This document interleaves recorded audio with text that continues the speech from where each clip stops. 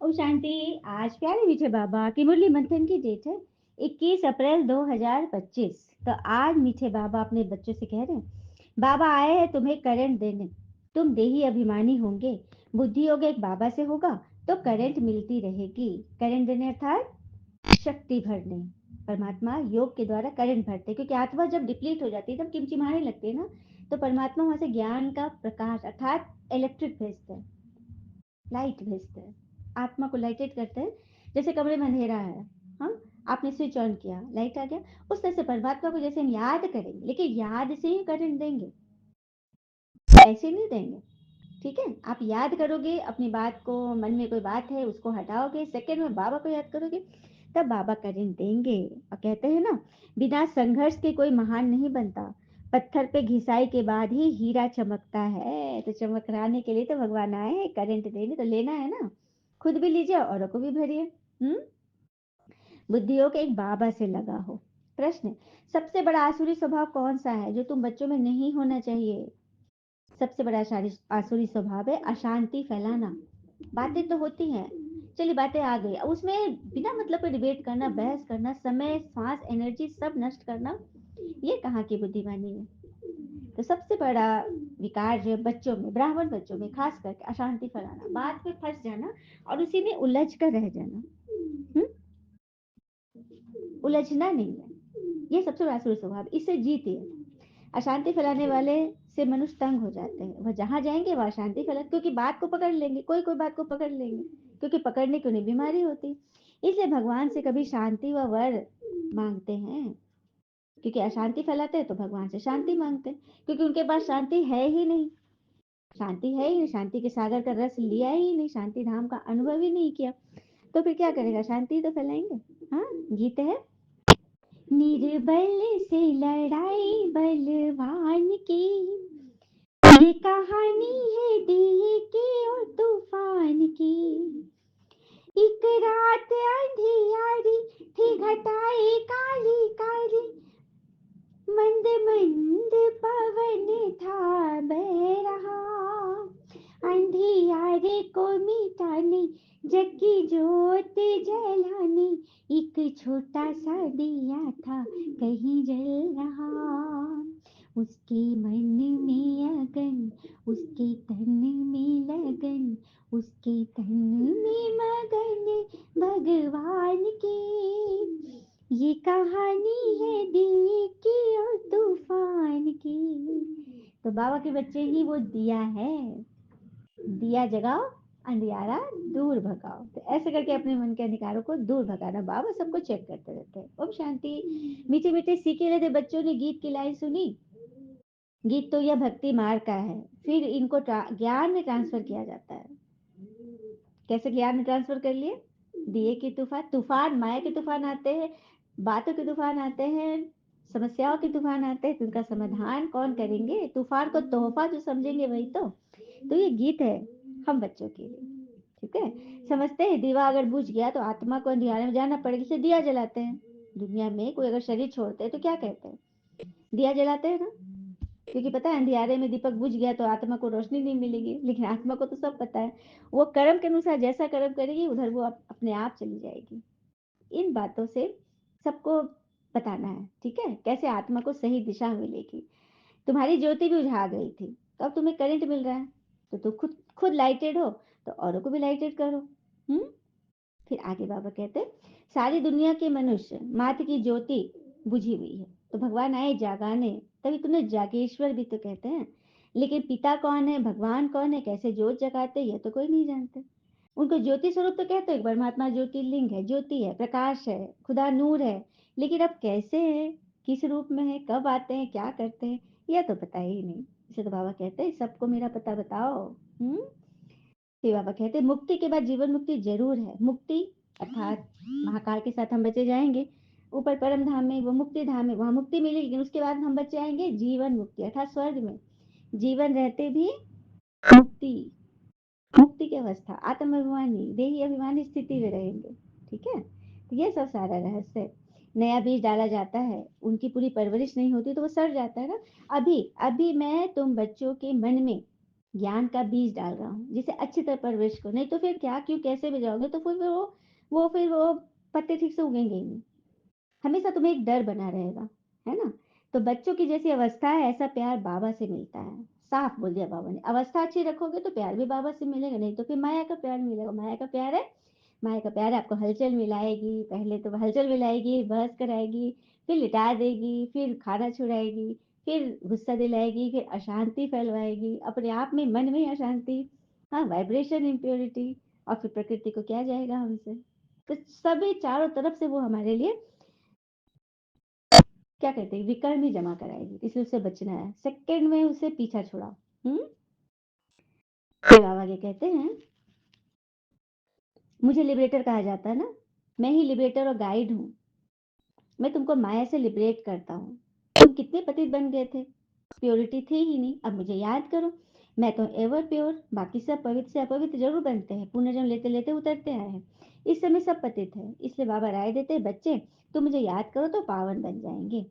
हाँ, अब मौत तो सामने खड़ा है, बाबा साफ देखिए, बाबा ने कभी नहीं कुछ छुपाया हमसे, सब बात बाबा खुलकर बताते, ताकि बच्चों के माइंड में ना सब पहले से फीड रहे कि ये होना है तो हमको उसको कैसे तैयारी करनी है। आगे माया का पॉम्प तो बहुत तेजी से आएगा, तुम्हें तो उसी में तो बचना है। हाँ, तो बाहर वाले को भी तुम्हें शिव बाबा का परिचय देना है, सबको बताना है, हाँ कि बाबा को याद करो। बाबा का मुख्य कर्तव्य है तुमको दुख से लिबरेट करना, ये सुखधाम और शांति धाम का गेट खोलना। किसके किसके द्वारा खिलाते हैं बाबा गेट? हम बच्चों के द्वारा। तो एक एक गेट खुलता है नई दुनिया का, दूसरा गेट खुलता है शांति धाम का। मुक्ति धाम पहले जाएंगे, फिर वहां से फिर सत्युग स्वर्ग में आएंगे, यही रहस्य है। बाबा ही बतलाते हैं आत्मा इतनी छोटी है, मैं भी इतना ही छोटा हूँ, बस गुणों में फर्क है। पॉइंट ऑफ लाइट बाबा भी है, पॉइंट ऑफ लाइट आत्मा भी है, लेकिन गुणों में फर्क है, वो गुणों के सिंधु है और हम सब बूंद हैं। ठीक है, जिन बच्चों की अच्छी धारणा होती है उन्हें बहुत खुशी रहेगी, कभी उबासी नहीं आएगी।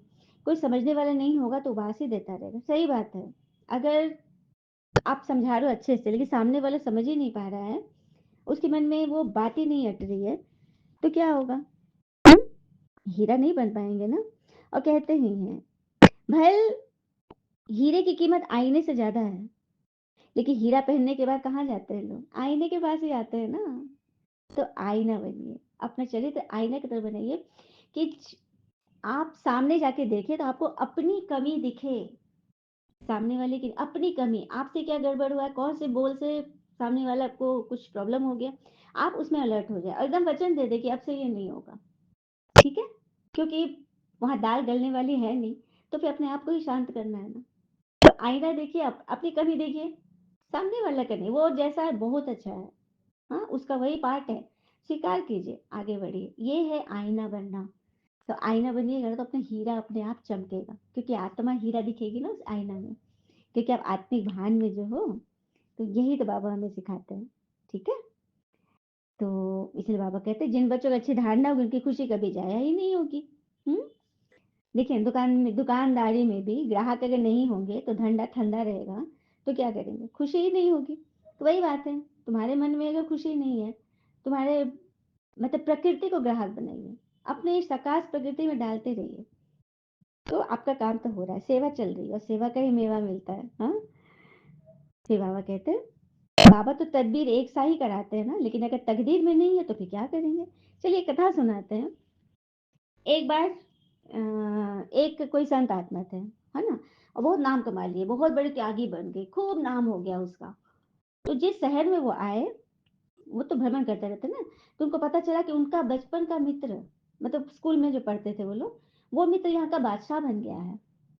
इधर उड़ते उड़ते खबर राजा के कानों में पहुंची कि फलना नाम के संत आ गए। तुमको भी याद है कि अरे वो कैसे संत बन गया, वो तो बड़ा क्रोधी था, अहंकारी था, वो कैसे संत बन गया?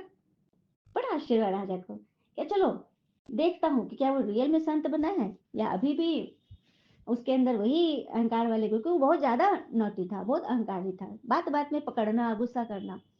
तो राजा ने क्या किया ना, जब पता चला संत आ रहे उसके राज्य में, तो उन्होंने जहां से वो शुरू की वहां पर रेड कारपेट बिछवाई, फूल का पूरा ये किया, वो कहीं कुटिया में बैठे हुए थे और सब कुछ उसकी सेवा में पूरा किया। और इधर गांव वाले से ये कहलवा दिया उस संत को कि राजा ने सबको बता दिया है कि तुम, कि आप उसके बचपन के मित्र हो, तो आपको आपके ऊपर अपना रौब झाड़ने के लिए उन्होंने आपके लिए एकदम रेड कारपेट बिछा दिया है, फूल बिछा दिया है कि मैं भी दोस्ती निभाना जानता हूँ। मतलब ऐसे करके मतलब अपना रौब वाला गाँव वाले लोग सब उसके कान में डाल दिए साधु जी के। अब साधु जी को अंदर-अंदर से गुस्सा आने लगा कि ओह! ये बात है। मेरे लिए मुझे दिखाने के लिए ये कर रहा है कि मैं इतना बड़ा बन गया और तुम सिर्फ़ फ़कीरे रह गए। ऐसे-ऐसे बोल गाँव वाले लोग बोल दिया क्योंकि देखिए अहंकार होगा तो उसको तो लग ही जाएगा। तो तब उसने क्या किया ना, वो गया, गुस्सा तो आ गया उसको, बड़ा संतगिरी उसका निकल गया। वो गया कीचड़ में जाके पूरे पैर तक कीचड़ में घुस गया और जहाँ-जहाँ कारपेट बिछाया था ना कीचड़ में चल के धपा-धपा के आया कि तुमने मेरा सम्मान के लिए लाल कारपेट बिछाया है, देख मैंने तेरा क्या बिगाड़ दिया। मैंने तेरा सम्मान का मतलब कोई लिया ही नहीं और निरादर कर दिया। और ऐसे करते हुए हँसते हुए वहाँ पहुँचा। राजा बोले कि अरे! पहले राजा ने स्वागत किया उसका। अरे वाह! मेरे मित्र आ गए। तो बोलता है कि सब तो वो कान में बोलता है उसको कि तूने मेरे लिए तो अपना शेखियत बघाड़ने के लिए मेरे लाल कार्ड पर देख मैंने तेरे क्या किया। तो राजा मुस्कुराया और बोला कि ये तो बस तुम्हारी चेकिंग थी कि तुम्हारे अंदर का अहंकार कितना खत्म हुआ है वास्तव में, लेकिन अभी भी तेरा त्याग बहुत शून्य पर है, अभी भी तुझे बहुत आगे जाना है। तब उसको समझ में आया कि अरे ये मैंने क्या किया। तो बात यही होती है, अचानक से कुछ होता है, हम भले कितना ही आगे बढ़ जाए, लेकिन कोई बात में अगर फँस गए, तब तो वहीं के वहीं हैं। तो बाबा भी देखो जैसे राजा मनुष्य चेक करे तो क्या भगवान नहीं चेक करेंगे? हुँ? अच्छा, मीठे-मीठे बच्चों प्रति भगवान की नमस्ते, हम बच्चों के भी प्यारे बाबा को नमस्ते। धारणा के लिए मुख्य सार पहली पॉइंट, पढ़ाई में बहुत-बहुत कमाई है, इसलिए कमाई खुशी-खुशी से करनी है। पढ़ते समय कभी उबासी यादें न आए, बुद्धि इधर-उधर न भटके, पॉइंट्स नोट कर धारण करते रहो। दूसरी पॉइंट, पवित्र बन बाबा के दिल का प्यार पाने का अधिकारी बनना है, सर्विस में होशियार बनना है, अच्छी कमाई करनी और करानी है। पवित्र बन पिता के दिल का प्यार पाने का अधिकारी बनना। प्यार पाने का अधिकारी वही होगा जो सेकंड में अपने मन को एकाग्र कर ले। ठीक है, बातें तो आएँगी, उसमें से अपनी कमी ढूँढ करके आगे बढ़ जाए। दूसरे का देखेंगे तब तो हम वहीं के वहीं हैं। इसीलिए अच्छी कमाई करनी करानी, भगवान का प्यार पाना है तो पवित्र बनो। वरदान है, मर जीवा जन्म की स्मृति से सर्व कर्म बंधनों को समाप्त करने वाले कर्म योगी भव। मर जीवा जन्म की स्मृति से सर्व कर्म बंधनों को समाप्त करने वाले कर्म योगी बनते। यह मर्जीवा दिव्य जन्म कर्म बंधनी जन्म नहीं, ये कर्म योगी जन्म है। इस अलौकिक दिव्य जन्म में ब्राह्मण आत्मा स्वतंत्र है ना कि परतंत्र है? अब हम परतंत्र हैं क्या? किसी बात में फंस गए, उलझ गए, तब तो हम परतंत्र हैं। बातें तो आएंगी ही, परिवार में हो, समाज में हो, कहीं भी हो, बातें तो होनी ही है। जितने मुंह उतनी बातें। उन बातों में मुझे कांटों के बीच गुलाब बन के कैसे खिलना है, ये है पुरुषार्थ। हाँ, बाबा इसी चीज़ से करंट देते हैं हमें। तो पुराने शरीर में बाबा शक्ति भर-भर कर चला रहे हैं। ज़िम्मेवारी बाबा की है ना कि आपकी। आपको भगवान चला रहे हैं, बातें आई तो ज़िम्मेवारी दे दो बाबा को, बाबा से शेयर करो। और कहते हैं ना, जितना ही कम बातें आप मनुष्यों से शेयर करेंगे, उतना ही आपकी ज़िंदगी में उनकी दखल अंदाज़ी कम होगी। तो शेयर करना अगर है, बाबा ने कहा ना शेयर करो, ठीक है? शेयर करना है तो सिर्फ़ और सिर्फ़ भगवान को, जो किसी से नहीं बोलेंगे, जो आपके बारे में कुछ भी उल्टा-सुल्टा नहीं बोलेंगे और ये आपको सही रास्ता बताएँगे। और आप भगवान की बात तो सुनोगे ना, आत्मा की बात में तो आपको लगेगा कि फलाना ने ऐसे बोल दिया, लेकिन भगवान की बात तो सुनोगे। ये मुरली में हमारे लिए तो समझानी ही समझानी भरी पड़ी रहती है। कुछ भी बाबा बोलते हैं, लेकिन वो निराकार है तो उनको कोई नहीं पकड़ता, है ना? तो इसलिए बाबा कहते हैं, मैंने डायरेक्शन दिया है, कर्म करो, आप स्वतंत्र हो, चलाने वाला मैं हूँ।